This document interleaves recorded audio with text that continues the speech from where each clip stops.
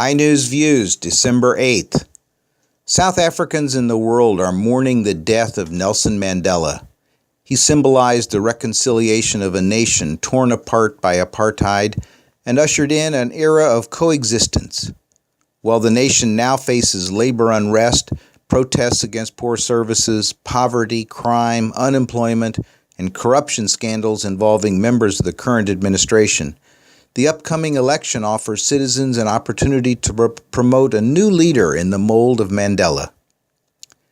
Shanghai has become ground zero in China's growing pollution problem. Hundreds of flights were delayed or canceled due to the record high levels of pollution. Schools are closed, and the government is recommending that residents stay indoors to avoid exposure to the noxious haze of 2.5 micrometer-sized particulate matter that is easily inhaled deep into the lungs.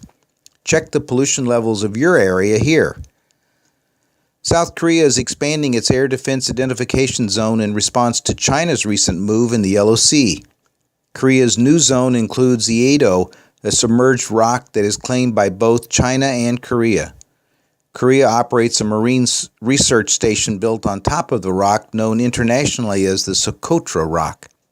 While most governments are ignoring China's newly claimed boundaries, Vice President Biden said that the possibility of a miscalculation is real, and he hoped to build better ties between Japan and South Korea, which are bickering over historical and territorial claims. Heavy storms are sweeping across Europe and disrupting rail and road traffic. England experienced the most serious coastal tidal surge in more than 60 years, and the residents in nearby towns were evacuating. A storm surge in 1953 killed 1,800 people in the Netherlands and more than 300 in the UK. Gale-force winds, some exceeding 225 kilometers per hour, are wreaking havoc on residents. The stream of Arctic air has caused governments to recommend that residents in affected areas stay indoors. Women on Wall Street are quietly challenging the gender roles of big firms.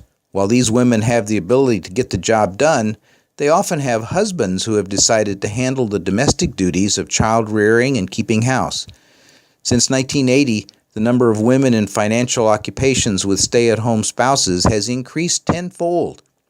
These role reversals are not without problems, but the results indicate the trend will continue. Dozens of foreign companies are investing in industrial parks in Mexico, where the new jobs are signaling confidence in the area's economic future and providing citizens with the means to climb up the social ladder. Mexico is using its 13 years of democracy and the internet to propel its 112 million people into the club of developed nations. Volkswagen, General Motors, Ford, Honda, Pirelli, and other multinationals are expanding their operations in Mexico.